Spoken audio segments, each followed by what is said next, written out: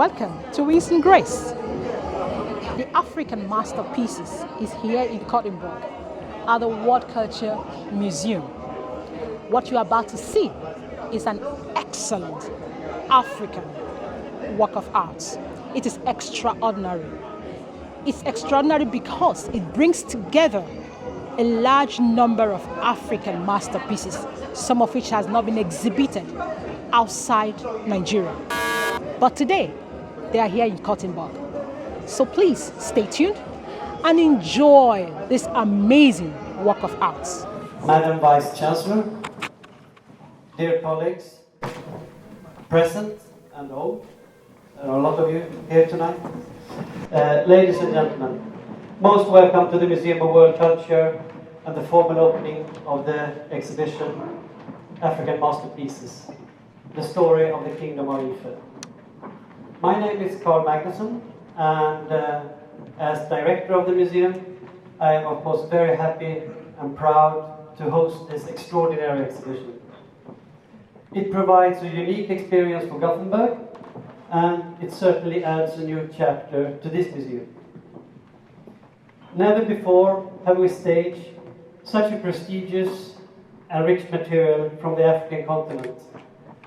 And through the objects and the way they are exhibited, our visitors will have the opportunity to travel in time and space. And they will end up in one of the world's most sophisticated society of its time, rich in spiritual, cultural, and economical terms. It is certainly a travel well worth.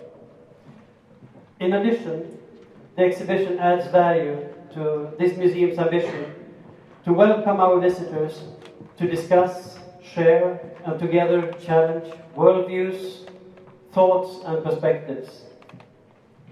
In the early 20th century, when one European archaeologist came across one of the sculpture heads that are present in this exhibition, he attributed it to the sunken city of Atlantis, because in his worldview, it was impossible that it could have been created by African craftsmen and artists. And from that one can move on and ask, is it the same perspectives, mechanisms, and thoughts that are in play when we today neglect the fact that 6 of the world's 10 most growing economies are based in Africa? The opening here today is the result of bold ideas, deep cooperative efforts, and hard work. And we will now move on by inviting 3 individuals representing the main partners in this cooperation, and they will give their addresses of welcome and thanks. And first, I would like to give the word to our Director General, Dr. Sanne Hubbe-Nielsen, who is perhaps one of the clearest representatives of bold ideas. So, Sanne, please.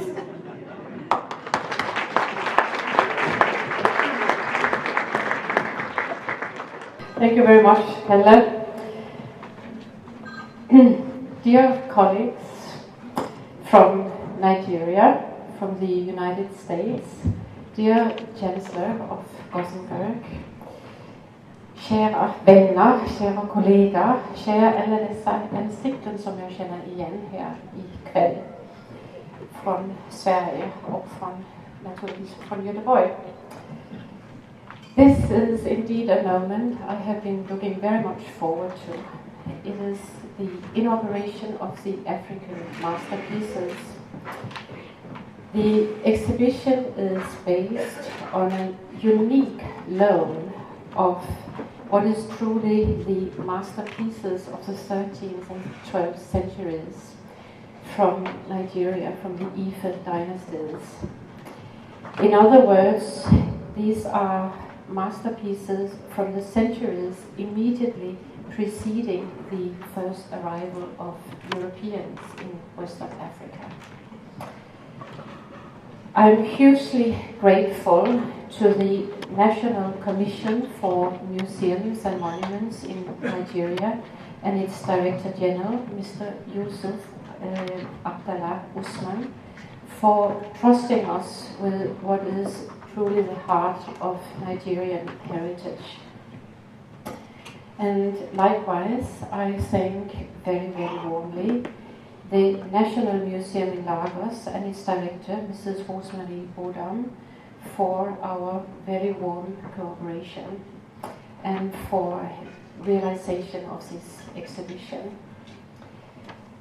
Our second partner in this exhibition project is and has been the Museum of African Art in New York, and I would like to take this opportunity to very warmly thank the museum and the managing director, Phil Conte, for our cooperation. And I hugely thank the organizer and curator of the exhibition, Dr. Enid Schildkraut, for her very skillful and knowledgeable help in all aspects of the exhibition. The Fondation Boutin in Santander has been instrumental for the initial preparations of the exhibition, and I wish to warmly thank Paloma Boutin for her engagement, even if she could not be here tonight in person. And then finally, but certainly not least, I wish to thank the World Cultural Museum in Gothenburg for hosting the exhibition and for all the help and true and engagement in setting up this exhibition. And I thank, of course, all the departments of the World Cultural Museums who have all been active in putting up this exhibition. I truly hope it will be a great success in Gothenburg and that it will attain all the attention that this exhibition and the historical, the history which is behind the exhibition, that it deserves to gain. So thank you everybody for helping us to achieve this exhibition. Thank you very much.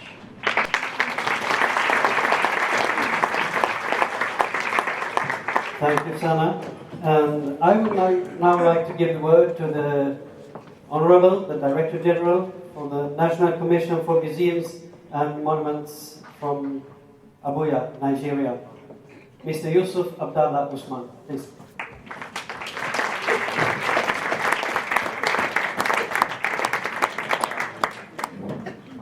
The Director General, the World Culture Museum, Sweden, and the Director, the Honorable Vice Chancellor of the University in Göteborg, other partners here present, distinguished ladies and gentlemen, good afternoon. This collaboration that has brought us today for this exhibition was made possible, as we have been informed by the Director General. It's a product of the efforts of 4 organizations across 3 continents. The Museum for African Arts, Fondation Boutin in Spain,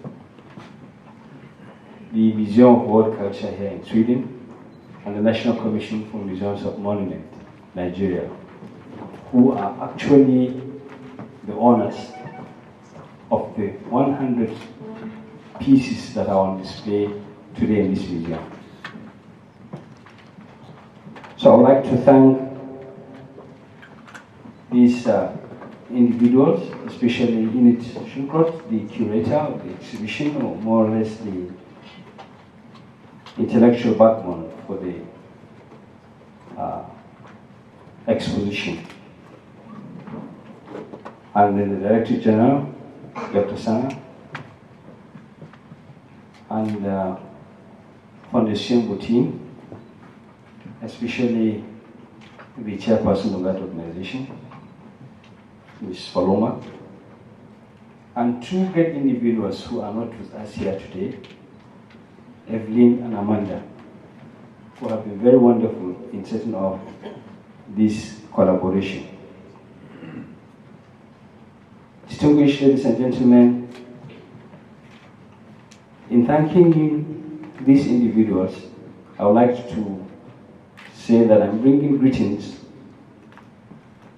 from the Honorable Minister of Culture and Tourism, Chief Ellen Duke of Nigeria, who would have loved to be here today, but unfortunately, for official reasons, he's not able to be here with us.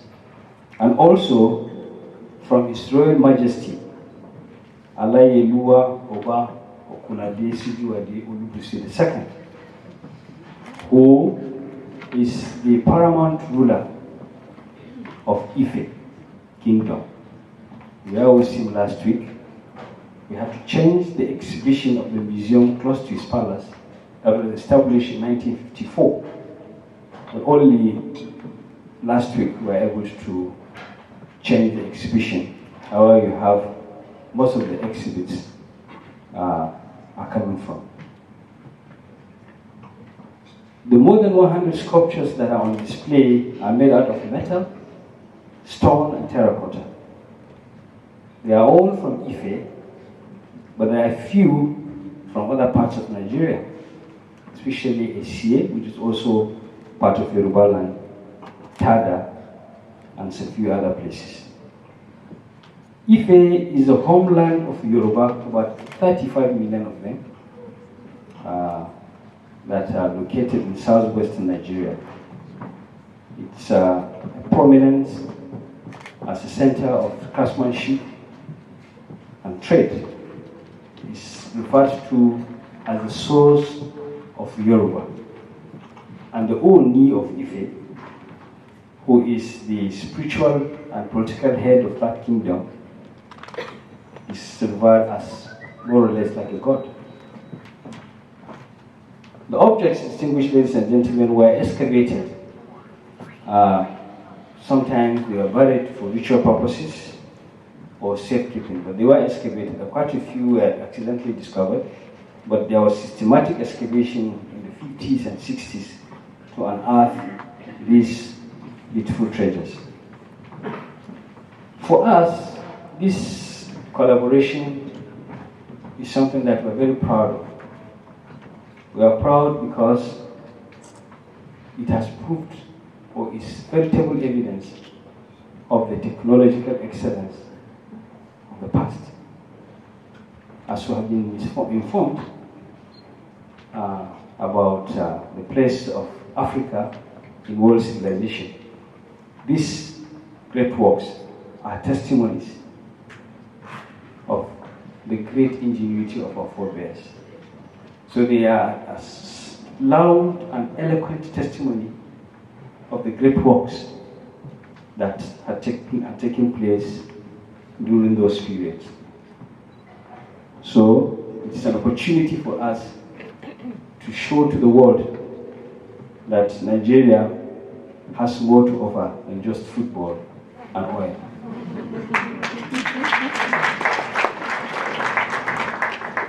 And secondly, by showing to the world these exhibits, we are also in this museum. We have two of our staff who have been here and will be around until the exhibition is over. They will interact with professionals in museum and museology. They will learn and exchange ideas. They will develop their skills in conceptualizing exhibition and in doing exhibitions and in carrying out this work. So this is something that we thank the Director General and the Museum of World Culture for this opportunity. Distinguished ladies and gentlemen, we hope you will enjoy this exhibition and you have a great story to tell with you as you go around the exhibition about Nigeria, about Africa, and about the Black man. Thank you very much.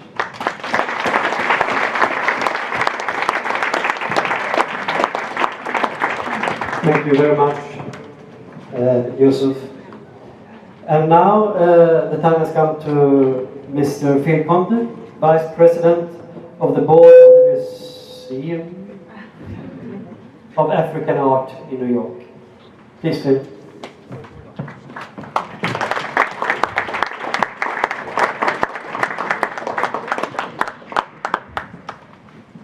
Thank you. I won't talk long because we want Enid, who's our expert, to be able to speak with everyone tonight. On behalf of the Board of Trustees for the Museum for African Art, as well as the Africa Center, which we are transforming ourselves into, we want to thank you, and we are truly honored to be here tonight. I really could not think of a better or more appropriate setting for all of these different institutions of the world to be together at the World Museum for World Culture. So it's an appropriate setting to join everything together and really tie everything very neatly. I want to thank the Chancellor. I want to thank Carl, his wonderful team at the Museum of World Culture, the Botín Foundation of Spain, as well as the National Commission Museum of Monuments in Nigeria, for all of the wonderful work and artifacts that we know everyone here will enjoy this evening. So with that, I want to again thank you, welcome you, and have Enid discuss all of the things that she is much more apt and smarter than I am to talk about. So. Thank you. Yes, you have heard her name mentioned now and then. Enid, the mysterious Enid. She's here somewhere behind. And of course, as the curator of the exhibition, Enid Schreckkraut will now give you a brief introduction to the exhibition. So please, Enid.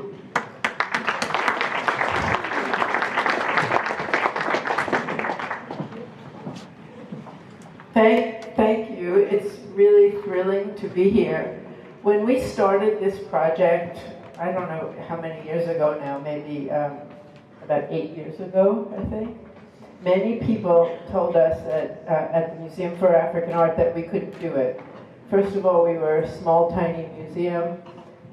We didn't have lots of resources, but we joined with the Botín Foundation to try to do this.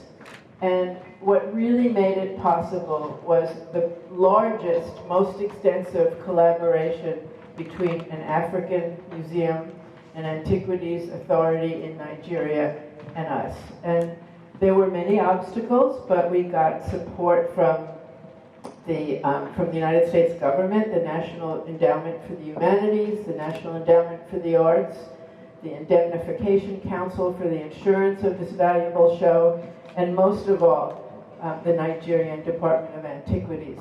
From the beginning, we decided that we would not include any of the very important Ife objects that are in European museums, and some that are even in private collections.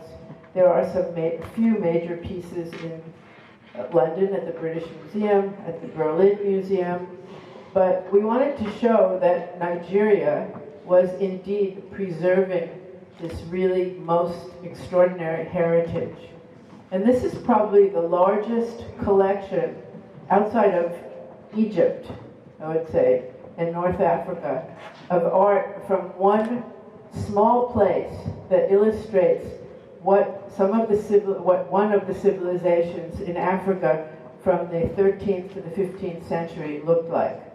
I mean, most of the art that you know from Africa is from the 19th and 20th century, collected during the colonial period. This is 800 years earlier. And it's very different than the abstract art that many people associate with Africa. It's quite realistic, it's quite naturalistic, it's technically extraordinarily sophisticated.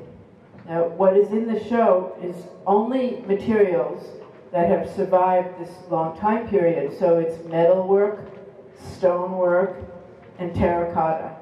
But if you look at the objects, you'll see that there had to be rich textiles, and there's some glass, there's beads. Rich textiles. Many of the objects were once painted. There were elaborate beadwork. So all of these organic things, which are no longer here because they haven't survived, were also part of this rich complex. The techniques that were used to make the metal castings, many of which are pure copper, was the lost wax technique of casting that was highly developed in Nigeria at this time and still goes on to this day. Let me quickly tell you what you're going to see in the exhibit. You will see a lot of art, particularly the metalwork, but also some of the terracotta that is associated with royalty. I mean, you look at these pieces and you will know that these are kings and queens.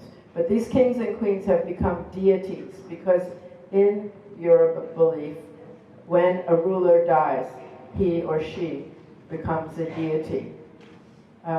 And that brings me to a point that was mentioned earlier by the Director General. Ife is perhaps the oldest surviving monarchy in the world. The Oni of Ife, who sent his greetings here, is in a succession of at least 50 dynasties that have been continuous in this small town where these objects come from. And that is an extraordinary fact. And that is why Ife is the homeland of the Yoruba people. They regard this as the homeland of their political, spiritual, and cultural being. The other part of the exhibition, besides the portrayal of royals, is in terracotta, a portrayal of probably ordinary people, many of which have afflictions like diseases or problems. And these were found on excavated shrines where they were probably given as offerings to deities. So you will see some portrayals of people with elephantiasis or ear problems or rickets, which gives us, again, insight into what these shrines were for. And then the third group of objects are in stone. Some of them are animals, which were probably offerings associated with sacred places, perhaps rivers, streams, particular hillsides there. And these objects also, once turned into stone, were thought to be deities. So I don't want to say too much. There are not too many labels in the exhibition, but I think there's enough for you to read and grasp the importance of the objects. And I would just like to say that the installation that I saw this morning is extraordinary, and I thank the museum in Gothenburg because they just look great. I mean, the lighting is beautiful, it's very contemporary, and it really sets off the beauty of this art. So I think you will love the exhibition. Thank you.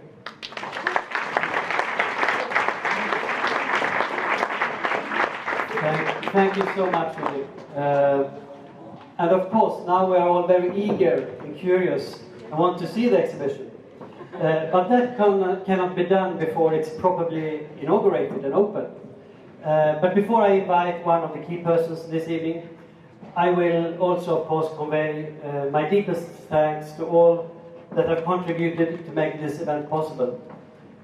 From our cooperation partners internationally, Nigeria, Spain, and USA, to all colleagues at the National Museums of World Culture, the Department of Exhibitions in Stockholm, the Department of Research and Collections, the Department of Communications, the Department of Buildings and Security, all the administrative staff. You know, we need computers in things like this. And last but certainly not least, the marvelous staff at this museum. Thank you all so very much. The Museum of World Culture have cooperation with institutional partners all over the world. But one of the relations that we cherish most is, however, with a very local one, the University of Gothenburg. And therefore, I'm very happy to invite the Vice Chancellor at the University, Professor Pam Friedman, to give a short address and open the exhibition formally. Pam, please.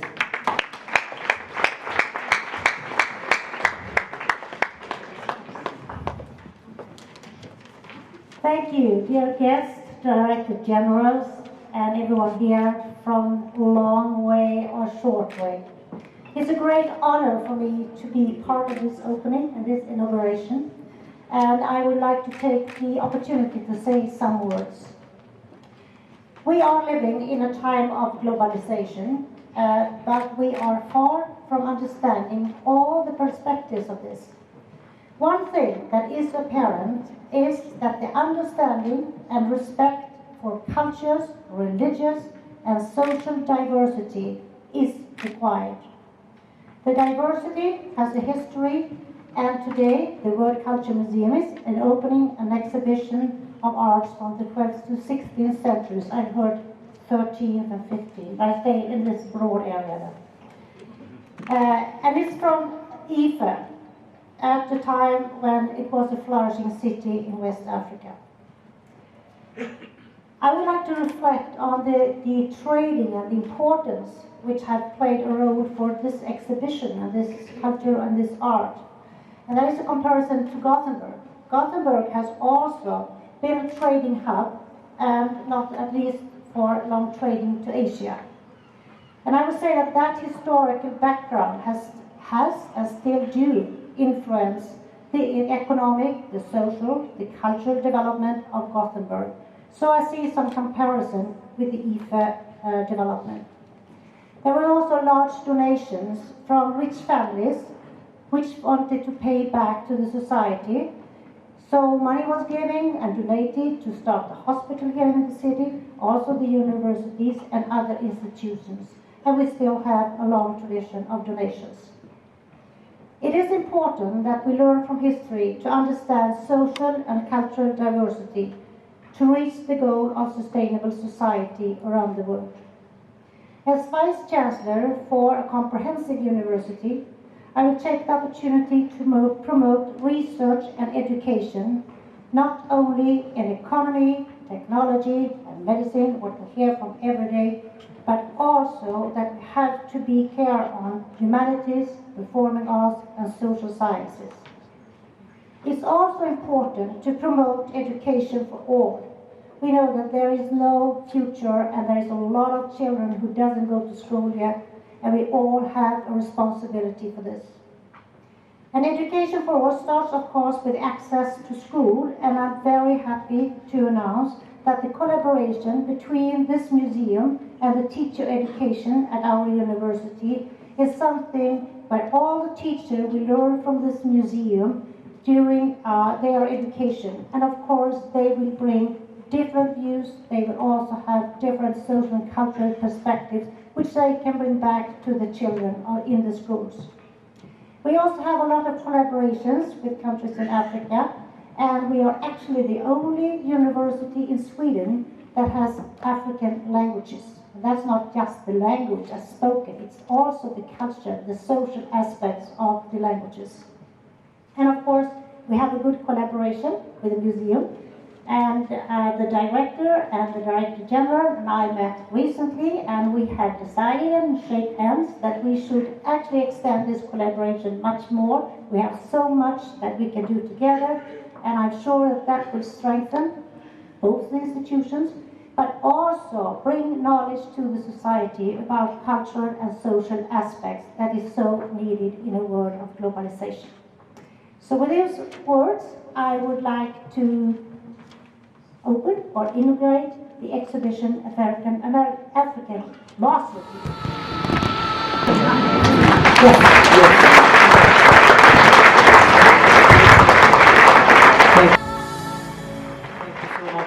Thank you so much, Pam. Okay, again, thank you all friends for joining us this evening. The exhibition is staged on level 4. You can reach it through the stairs. You will have a beautiful view of the museum's big stair from there. All the elevators. Thank you all and enjoy the rest of the evening.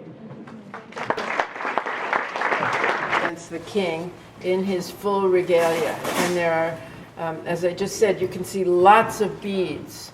And you can see in the hat and you can see jewelry and you can see royal insignia hanging from his neck. You'll see some of those same insignia on this terracotta piece and on many of the objects.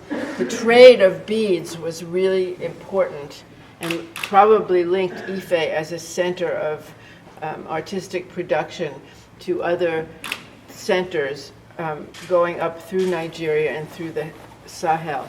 All of this occurred before Europeans had any direct contact, before the slave trade, which came around the coast of West Africa, starting at just about the time that Ife went down in importance. But you can see his textile, his wrapper he's wearing, and all of these accoutrements, which still up to this day are important in this culture.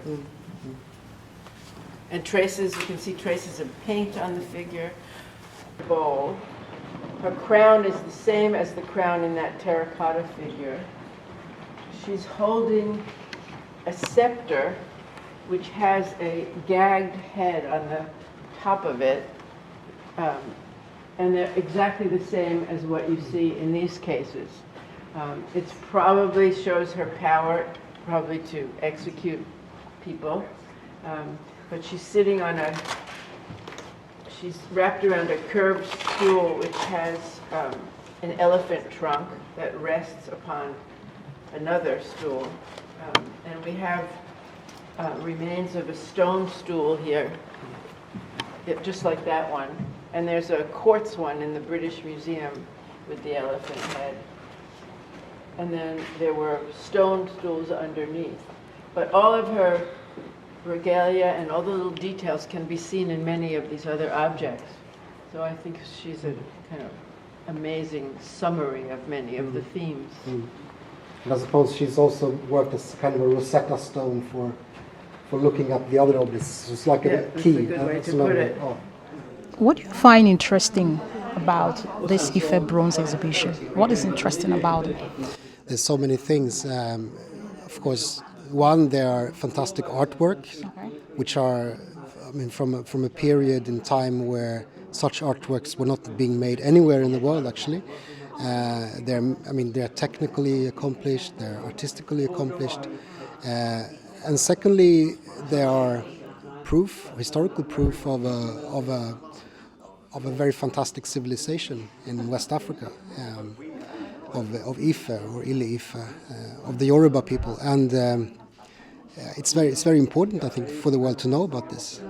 In so many different ways, because there are so many different ways to interpret the objects. As I said, as aesthetic objects, as artworks, they speak to universal ideas about beauty, about power, about sickness, health, so many different things. And then, of course, in a more spiritual way, since these objects were part of religious rituals and court rituals and so on, they speak to spiritual matters as well, I think. So. I just want to ask you this question because I'm really curious about it. Why Ife exhibition? Why this exhibition at this time? What is the reason behind this exhibition? Well, where to start? There's so many different threads there because, of course, it started with the collaboration between the NCMM in Nigeria and the Museum for African Art in New York and the Fundación Botín, which is a Spanish foundation, that they decided to do this exhibition, a traveling exhibition. And then it traveled, to... What's the main reason behind it? What did they hope to achieve? Well, as I said, they want to show the world these fantastic artworks, which are in Nigeria, kept in Nigeria, and cared for in Nigeria. And they want to tell about this amazing civilization, which the world does not know so much about. Okay. And for Sweden, what is the implication for Sweden? Well, in Sweden, I would say, as a curator for Africa and a person interested in African history, that the knowledge of Swedes, of Africa, and especially historical Africa, is very, very limited. People here do not know much about the history of Africa. Many people don't think that Africa has a history. Yeah, because in Stockholm, during the exhibition I was there, and I saw the surprises. They are so unfamiliar with the objects. And absolutely. I was wondering, what's the museum doing all these years? Right, exactly. No, you're right about that. Of course, we do, like at my museum, the museum where I work most of the time, the Museum of Ethnography in Stockholm, we do have objects from Benin, for instance, which are on constant display, so they're always there to see. But I don't think it's about that. I think it's about other things that people have not been interested to find out about African history beyond colonialism, because everyone knows about colonialism and what happened after colonialism, but before that, people are not really, interested in knowing about. Because in the evening, some people are coming to view the objects. Yes. What do you think will be the most important thing you would like them to take home with after viewing these objects? Yeah, I like them to get a glimpse of the fantastic historical heritage of the continent of Africa and West Africa in particular. Just to understand that already 1,000 years ago, people were capable of doing fantastic artworks.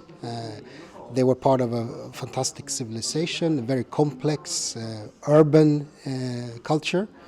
I think that's the most important thing, for people to bring I guess your home. audience is going to be very broad. It's going to include all kinds of people from all walks of life. How do you hope to present this exhibition so that it can appeal to the younger generation? I see what you mean. Well, we have a lot of educators that work here, that will be working here on a daily basis. And we will also have, so we have the educators that are trained teachers, museum teachers, that will be here, and give tours all the time.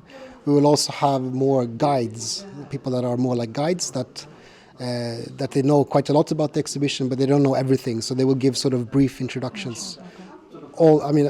Every day, several times per day. So I think that's how we're going to work with it. Exhibiting this and talking about this African history and culture, is it not a daunting responsibility on your part as a Westerner? How did you get to ascribe symbolic meanings to all these objects? Well, of course, the research that has gone down into this is very extensive. Since Leo Frobenius was there in 1910. But the main thing, of course, are the Yoruba people themselves, who have kept these stories, these mythologies, these oral histories about Ife alive all these years. And also, of course, the court of Ife and the different other courts of Obas, of chiefs of Nigeria, have kept these stories, these histories alive. So that's Thank you the for most your time. important. Yeah, It's nice welcome. talking with you. Thank you.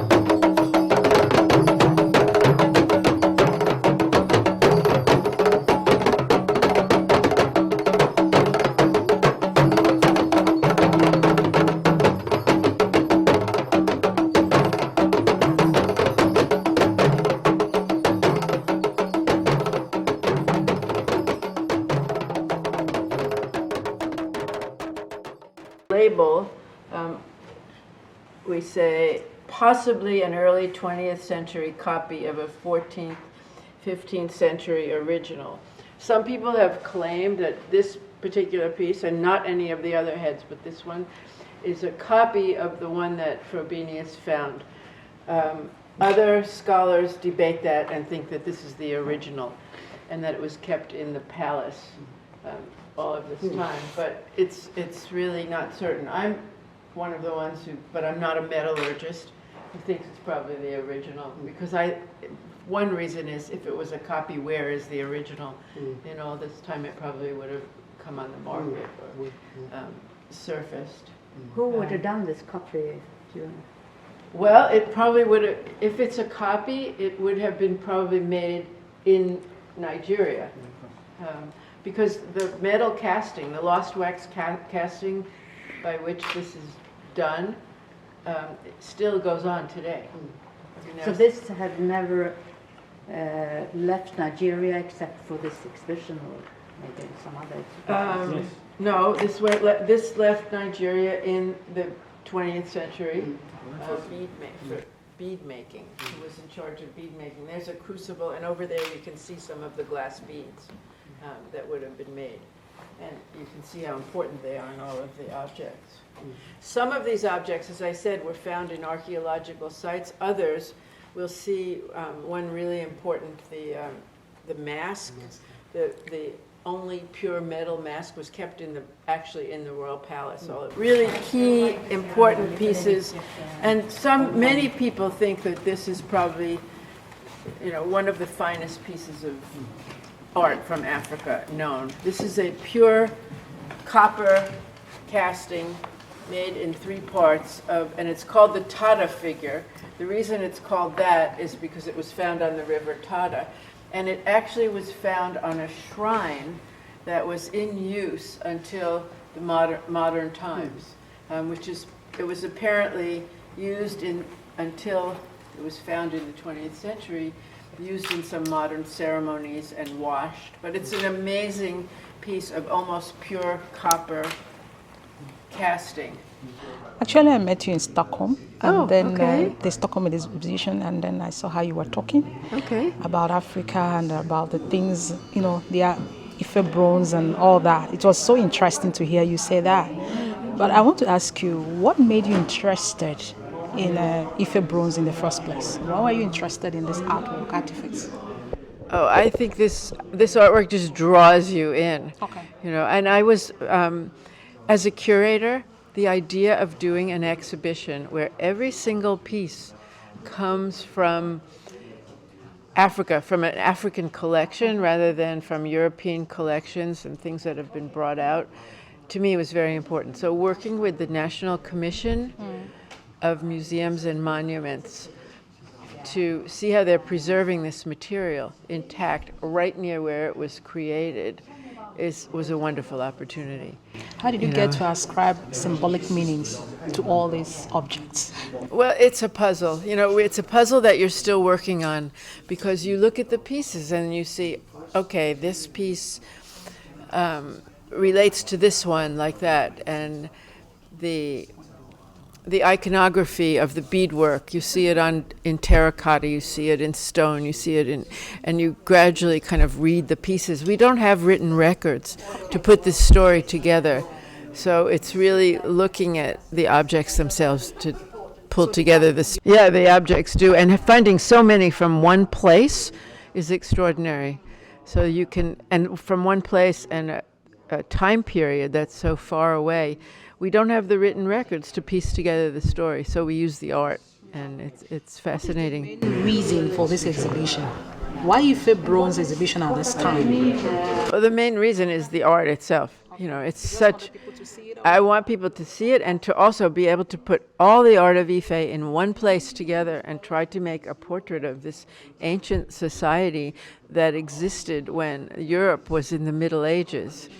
Is amazing, and people can suddenly see, gee, Africa at that time period was as advanced or more advanced than Europe at the time.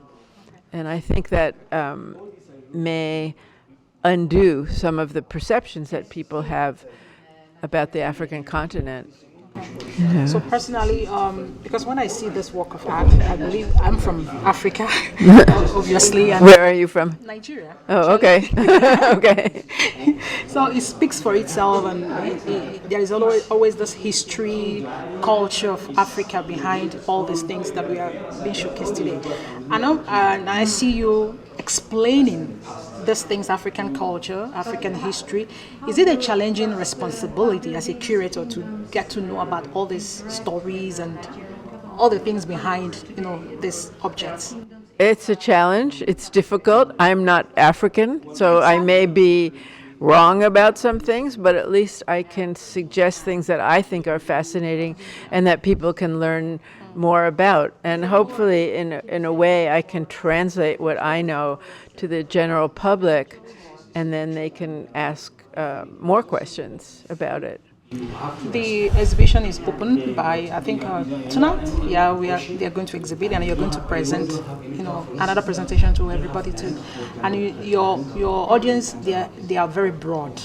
How do you hope to, present this exhibition so that it can be interesting to the broad, the range of people that are coming here tonight?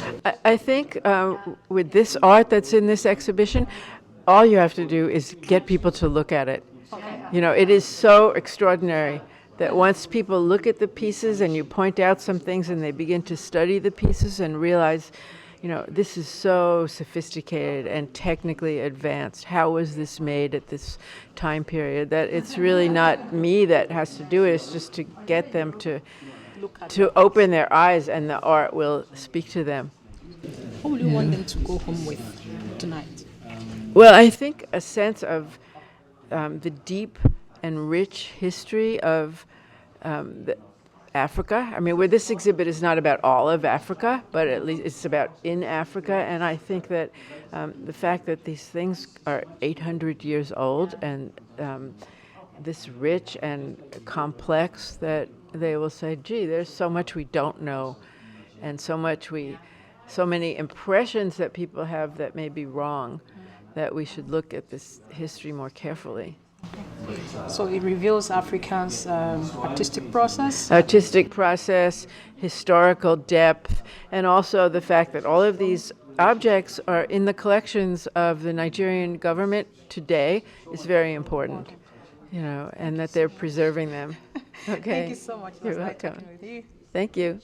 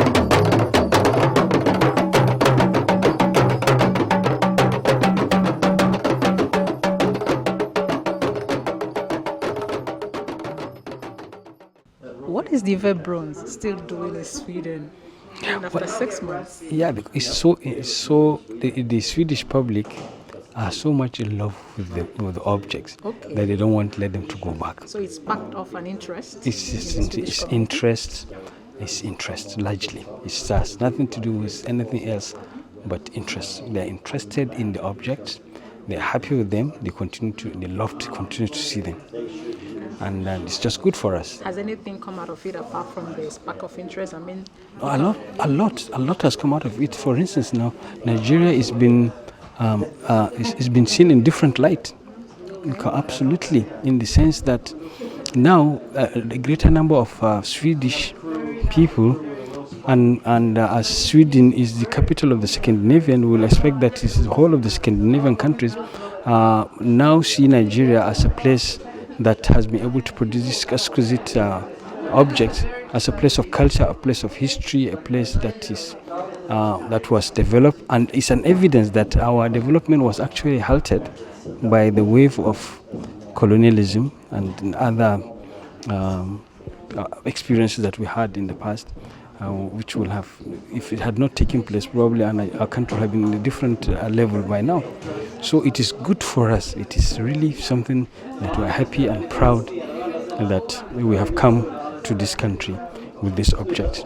And as I said, is a product of collaboration between our institution, the National Commission for Museums and Monuments, and the Museum of World Culture here in Sweden, and the Museum for African Arts in the United States of America, as well as the Fundación Butin in Spain.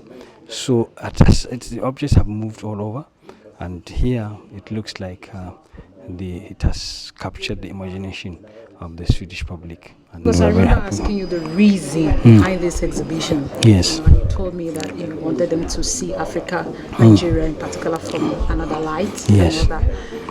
Do you think at this point in time that you have realized, the goals, the aims of going around with this? We have, and the evidence is the number of places the objects have visited, and the number of requests we have received for the objects to go to such places. So after Gothenburg, we still have some places? No, after Gothenburg, they are going back to Nigeria. Yeah, but we don't preclude the possibility of another city. It's going to be here until August. Until in November, they will close. In November 2014.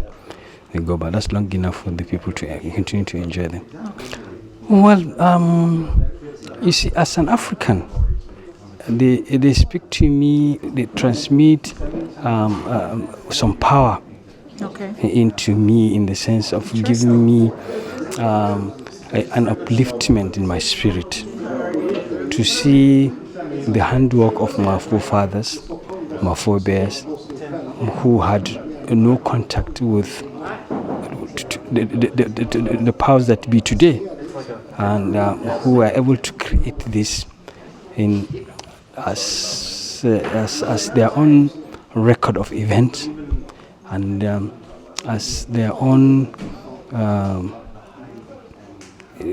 contact with their ancestors, because it served as a link between the present and the past, and therefore were repositories for the understanding and planning of the future. So for me, they energize me. They uplift my spirit. They make me proud and hope for a better future. This is what it does to me. As a representative of Nigeria, I suppose. Yes. There are a lot of people that are coming here today to view these objects. If there is one point you want them to take home, what would that be? About these objects, about Africa, about Nigeria in particular? I want them to go home with a clear understanding that Nigeria is a land of history. Nigerians have made significant contribution to world civilization, because this is the evidence of the technological excellence of the classical past.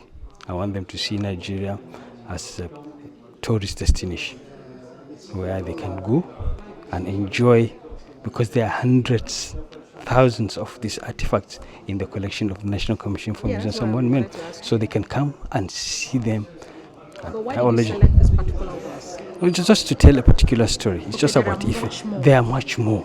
There are much more. We had some on Owo, for instance. Did a tour in the early 90s of the United States, and so on. So it's just a selection.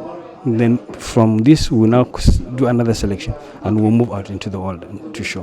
That's very good. Yeah. How did you get to ascribe symbolic meanings to all these objects? I mean, every object has a story, has a history, has a culture. Yeah. How did you get to ascribe meanings to them?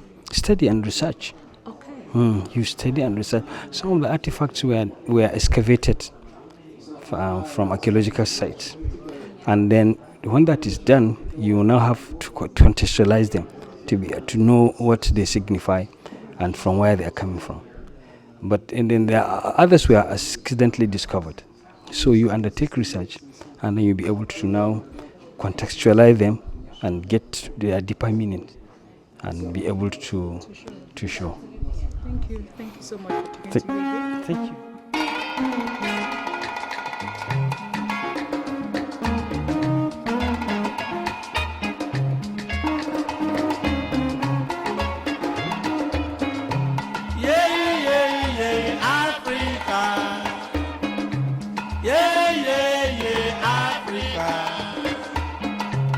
Africa is my home.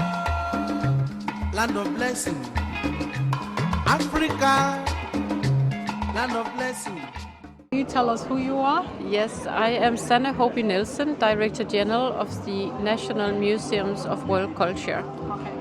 I'm sure you have seen the bronzes. Yes, I have. We, as you probably know, we have shown them in Stockholm also, in our Caverns exhibition hall in Stockholm, and we are so happy that it's now come to the World Culture Museum in Gothenburg. The World Culture Museum is the most modern, beautiful facilities to house this exhibition. What's your impression about these bronzes? My impression is, and has been from the very first moment that I saw them, that they are incredibly beautiful. And they are so modern. I still cannot really believe that they are so old, because if you compare with Swedish art at the same period, it is much more two-dimensional. And these pieces of art are Marvelous. yes, they are extraordinary modern pieces of art. What do you find most interesting about these bronzes? Well, I think, of course, that I'm a complete amateur. I'm not a specialist in African history, but I have the impression that they can give our audiences an idea of old African history, because I think audiences are very often meeting modern or contemporary history, and we need to open up people's eyes for the civilizations in Africa which were there, and not only Egypt, because people in Europe tend to think maybe that Africa prehistory or older histories is like Egypt or North Africa, but you need to you need to widen the knowledge of African histories. What role do you think Sweden can play in preserving the memory of these artifacts?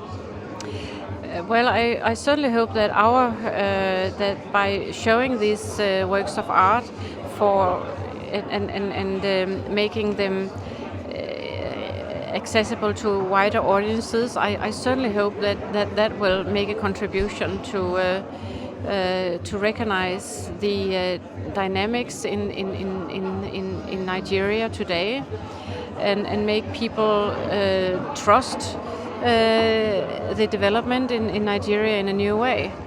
That's very good. I just want to ask you this all-important question. Yes. What was the reason behind this exhibition? Well, the reason was that our museum organization, the World Culture Museums, we do what we call mainstream exhibitions. We do exhibitions where we really want to get to wider audiences and alert their attention to aspects of world history. And we had focused previously in a couple of exhibitions on China, ancient China, and on ancient South America. And now we wanted to do Central and Western Africa. That's right. Now people are going to view them, or people are already viewing the bronzes. Yeah. If there is one point you want them to take home with, what would that be? I think they should really consider the fact that the items they're looking at are representatives of the culture which was there just before the Europeans arrived. Thank you so much. Okay.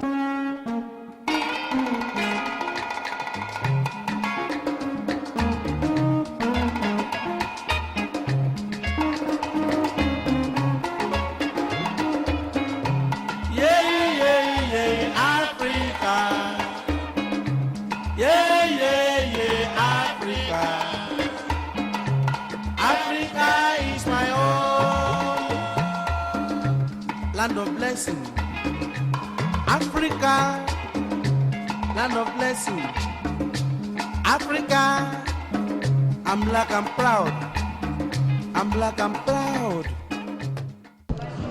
Please, can you tell us who you are? I'm Mr. Ali Gombe Haruna. I'm the Senior Counselor, Head of Chancery. I'm here representing the Ambassador of the Federal Republic of Nigeria in Sweden. It's good to have you. Thank you, it's my pleasure. Have you seen the bronzes? Yeah, they were in Stockholm for like 6-7 months, and we were there with everyone from the embassy, Nigerian community, and families. For the first time, if you don't have a guide, to be sincere, it will not make meaning to you. But if you have a guide, or if you take your time to go through every item by item, read the history, read when it was carved, you just wonder, for the last 800 years, these people have technology, they have skills, they have, it would just amaze you that for the number of years that these things were fabricated, you just bow for this, our ancestors or great-grandfathers. It's unfortunate the industry and their skill was not sustained, maybe along the line, maybe with the coming of the Europeans. The technological advancement was short-lived. But I tell you, if that was sustained to modern day, it could have been wonders. Yeah. That's interesting. What implication do you think this exhibition will have for Africans? I don't mean Nigerians, at least Africa as a whole. What is the implication of this exhibition? First, as a diplomat, this has solved 50% of my problem. Because first and foremost is image. Okay. Not only Nigeria, Africa. Okay. Our image has been boosted. And it's good if you listen to at the opening speeches, it has brought awareness not only to Gothenburg but to Sweden and the Scandinavian country that there has been civilization in Africa for over 800 years. So some people were like, wow, you mean there was technology in Africa 800 years? So imagine that.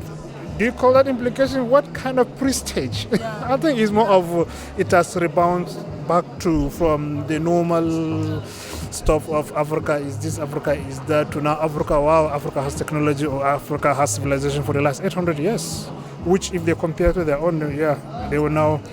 And I tell you, it's if you take your time and go through the artifacts, you will really see, yes, it has really obvious our perception, the perception of Africans in this part of the world.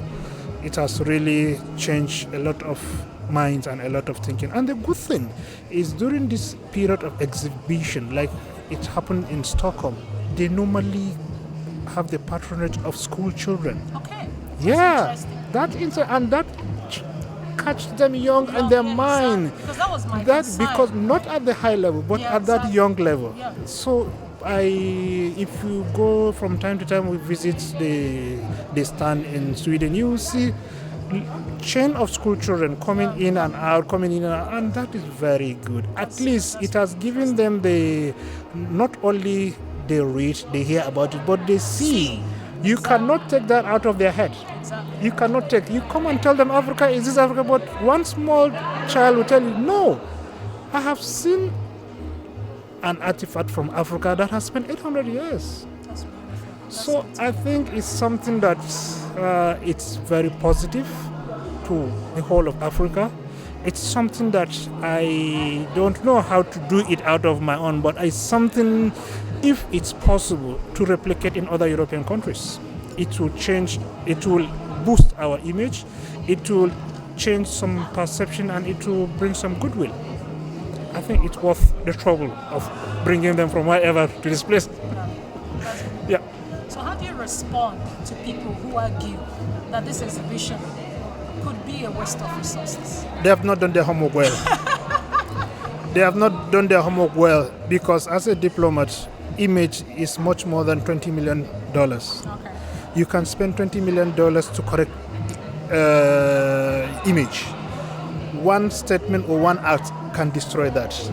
So anything that will boost the image of my people, my country, my continent, I don't look at it in naira and pounds, and I look at, because you spend hard-earned resources to build image, and this is part of campaign image. Because if you look at most of the media, what comes out of Africa is always the bad part of Africa. Exactly. Nobody tried to push the positive side, and here we are. People are pushing the good side of Africa. People are pushing civilization. So anybody that brings the argument that it's a waste of resources, I think the guy, he has not really seen this and has not really articulated what's this is entailed. Because I tell you, you cannot quantify the amount of damage not doing this will do than doing it. So if you put it between naira and kobo, I think not doing it is more of a waste of resources than doing it.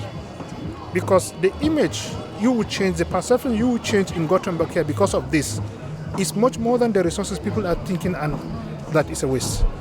And its image is something that you can't buy. You have to build it. You have to earn it. And we have earned it based on 800 years civilization, and we are showing it. So, it was nice talking to you. Thank you.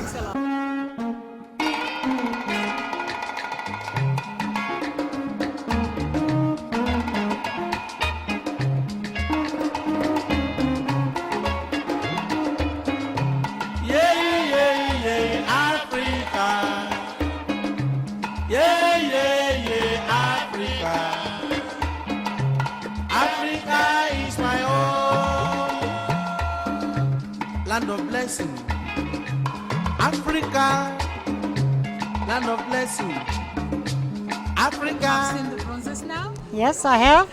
Wonderful. What is your impression about I think it was fantastic, and I am very impressed about the technique, because it must have been quite advanced technology at that time to do these figures with all these carvings and all these small details. Very, very nice. I was impressed. They influenced me. Okay.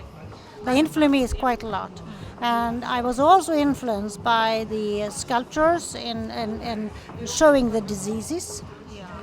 I don't think I have seen any exhibition or anything where diseases have been exposed in sculptures that way.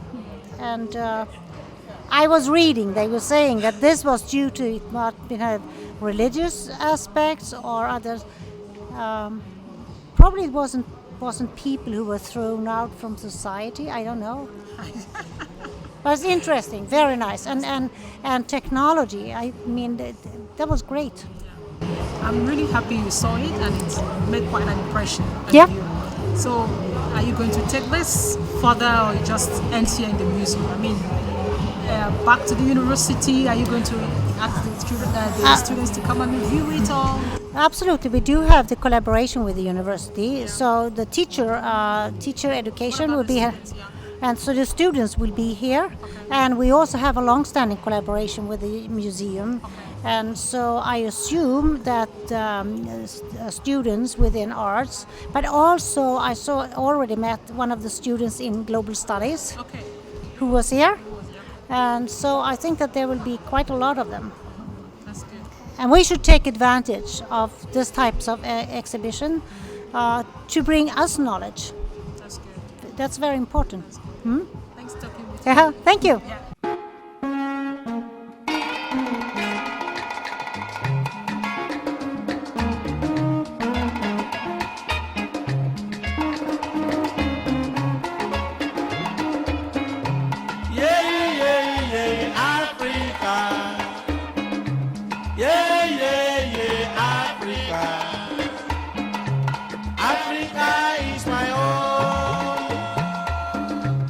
Land of blessing, Africa, land of blessing, Africa. I'm black, I'm proud. I'm black, I'm proud. I'm black, I'm proud. I'm black, I'm proud. I've traveled all over the sea and over the land. There is no place like Africa to me.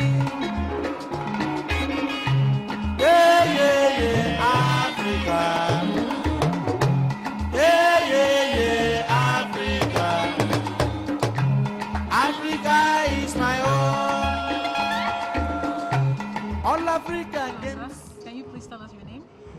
My name is Adelaja Majekodome. And you are the Yoruba. I'm the president of Yoruba Union in Gothenburg. Are you excited about this exhibition today? Sure. It's wonderful.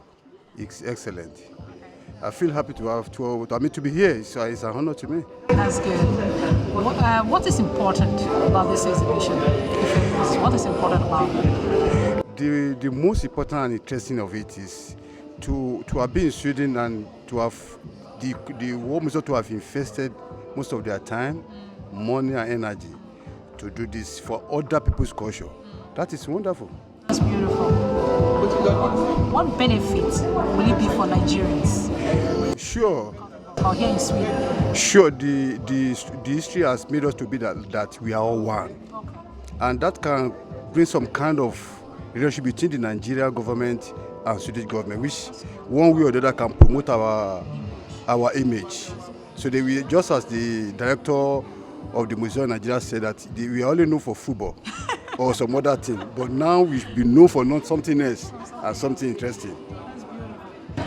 I think this is really, really good because here in the World Culture Museum, I happened to see a picture of a part of Nigeria that was shown to be very dirty, very poor and all that. And in the same museum, we are seeing an African masterpieces from Nigeria. So it's something that is very, very good.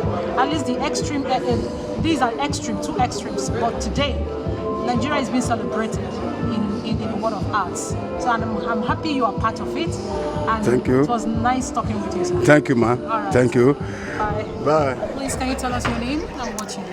Yes, my name is Carl Magnusson and I am the director of the Museum of World Culture here in Gothenburg, where the exhibition is on stage. Good. What's your impression about this exhibition? Yeah, the bronzes and the whole exhibition. Of course, I'm stunned actually. I did my PhD on South Africa, and I've been studying in Southern Africa, in Zimbabwe and Zambia in the 80s, 90s. And then I come across the Great Zimbabwe, of course. But for me to see this culture represented in this way in the exhibition, it's really stunning. And I stress today for the press that it is important that the story and the history of Ife is told in its own right. Very often you compare, you say, well, at this stage Europe was there, Asia was there, and so on, because it's such an important place for Nigeria, of course, and not at least for the Yoruba people that are spread across the globe. So I'm very happy and very proud that the museum can stage it. To be honest, I'm so happy now since I'm director, because it's I have the privilege to go down and go into the exhibition almost alone. Okay. And you can sit there and contemplate, and it's a very spiritual place, I would say. And of course, for me as a director, I'm also very proud of the staff that have made this possible, because it's, I think, with the design and the lights and so on, it's very clear that the object speaks to you. It's nice talking with you. Yeah. Thank you so much for your time. Oh, it's a pleasure.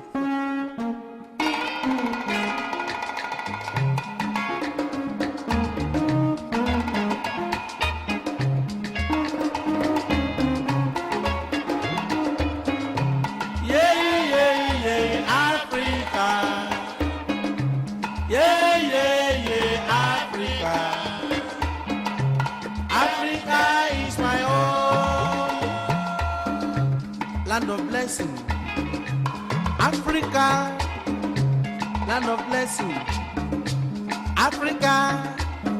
I'm black, I'm proud. I'm black, I'm proud. I'm black, I'm proud. I'm black, I'm proud. I've traveled all over the sea and over the land. There is no place like Africa to me. Yeah, yeah, yeah, Africa. Yeah, yeah, yeah, Africa. Africa is my